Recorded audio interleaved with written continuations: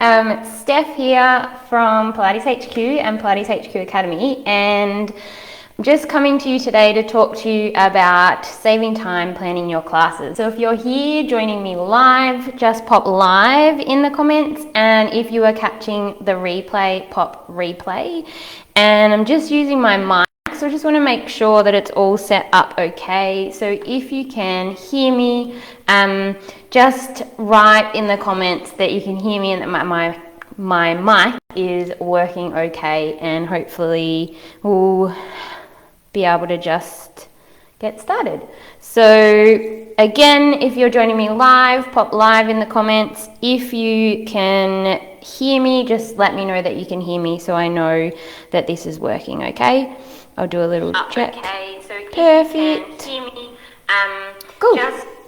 So today I'm talking to you about saving time planning your classes. So I know I put a little poll up in the group earlier in the week, and so many of you said it's taking you too much time, or it gives you anxiety thinking about it. So I thought I'd come in and do a little chat to you. So let me know if your class planning takes you too much time by popping something below in the comments.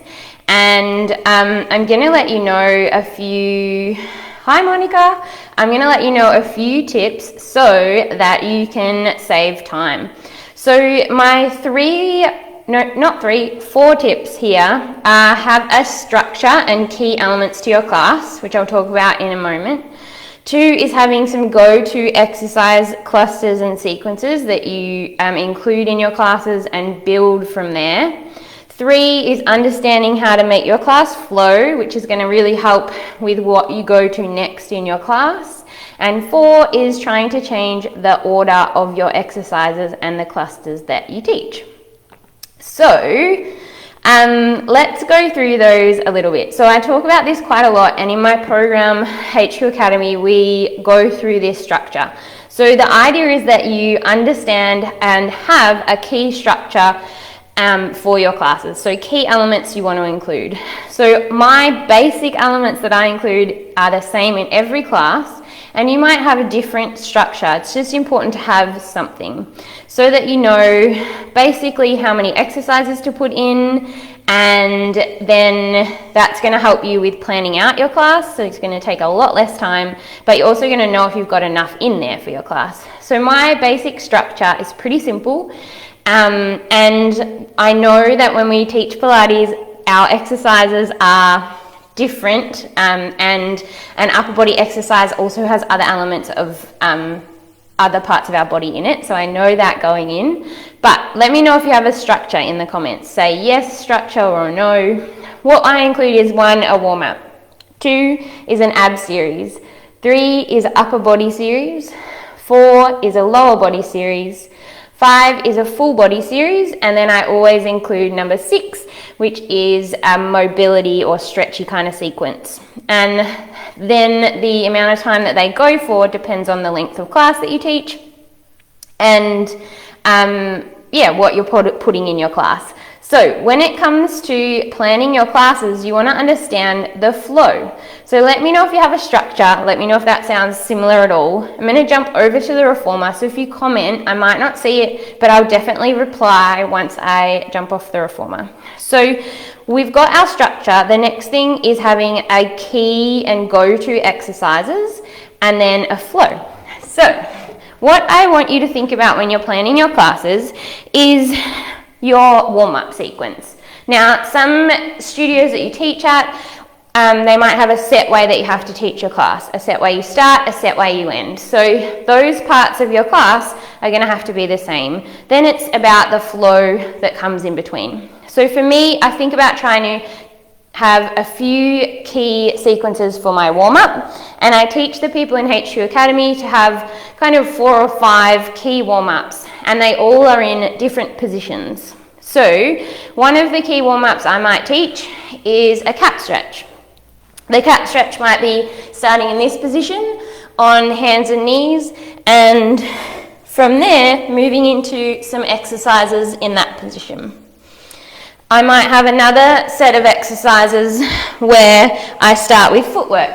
So if I start with footwork, then my clients are going to be starting laying on their back and doing their footwork series from there. I might start my class with a mermaid sequence and stretching here. So what I'm showing you there is that that's 3 different ways I could start my class, and based on having those 3 different positions, it's going to impact what comes next in my class. So I'm going to take you through what I might do next. So for example, for me, I'm going to start with my warm-up, and it's going to start in this position. Then when I think about flow, that means I want to keep them in that position on a similar spring for a few sets of exercises, reduce the movement that they've got around the carriage. So what that would look like would be doing a sequence here, and then maybe going into reverse knees here, maybe then going into some reverse arms from here, maybe one of each, and then I'm doing that as more of a warm-up sequence. Based on them facing this way, then my next sequence is going to come in from there. So I've already done my warm-up. My next thing is going to be arms, abs, lower body, or a full body. So I'm already facing this way. Let's keep them facing this way and go into an arm series. So then I pick out a set of exercises of some arm work where they're already facing this same direction. Once I pick a few exercises for their arm work, I then think about where I could take them next and what's left in my key elements of my class. So I've done a warm-up and some arms. Next I need to include legs, abs, full body or mobility. So the next thing for me is thinking about where could I go next and work on something from there that balances out the class. So what I might do then is spin them around and go into a leg sequence. So we might run them through some scooters and then some lunges. We know we've got to do the other side. So we either jump to the other side or we then go into another series. So I'm trying to think about where I flow to and what's left in my sequences. So once I've done that, we've done warm-up, legs, arms, we need some full body and some ab series and some mobility. So maybe because I'm already facing this way, I take them into a knee stretch series. Maybe I take them up into a pike to plank series, and then I go and do the other side of my scooters and footwork. So then all that's left here is abs and a mobility sequence. So I could easily keep them here and go into, say, hip flexor stretch, or we could have gone into a mermaid sequence. And then after that, maybe I'd lay on their back, do some arms in straps, abs, and then some feet in straps for some more mobility. So looking at that, I've kind of flowed my way all around the reformer. I've incorporated each element into the class, and I've pretty well built a base in a short space of time. So if this is something similar to what you do, I want you to let me know in the comments that it's the same, it's similar, or if it's really different and it's something that you want to learn how to do, just say something in the comments, say love to learn or really different, something that lets me know that this is something that is not familiar to you. So now that you've seen how you can kind of put together one class in a really short amount of time, you could then see how you could take a whole different warm-up and then flow onto a whole different lot of exercises. So if I show you just for example the start, if we started with some footwork in this position, then we might go on to some bridges, then we might go into some arms and straps and some abs here. And then once we've done that, maybe we get our clients up and then we add in the elements that we haven't yet done. So that might be a full body sequence, some mobility, and some arms. So this time for arms, maybe you do a side arm series with your clients instead of doing the series you did in the last one. And maybe for your full body sequence, you take them into a side plank series. So you can see how now there's a lot of different ways that you could flow your class if you know what you want to include, how to incorporate flow into your class, and then knowing how many exercises and sequences to put together to add into your class plan.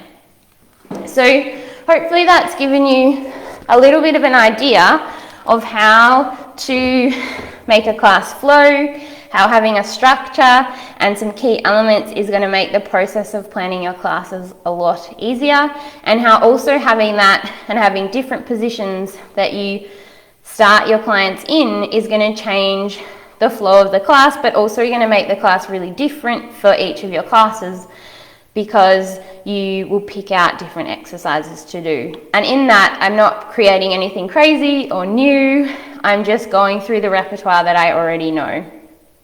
So I'd love to know if you've watched this far, if you're still watching this live. I'd also love to know if you have a structure. So let me know where in this process you are. Do you have a structure that you're following? Are you changing that structure or the order of that structure? Do you feel like you've got the hang of class flow? And do you feel like you'd like some more help with planning your classes and having this process a little bit more seamless for you so that you can come up with some class plans with a lot more speed? If so, this is something that I help teachers with all the time in HQ Academy, and we go through this process. So just pop something in the comments, just say, or reach out in a DM, just write HQ Academy if you'd like some more info or some more help to help you save time planning classes and just make the whole process a lot easier for you. Hope you're all gearing up for Christmas and for the holiday season, and having a lovely day wherever you are in the world.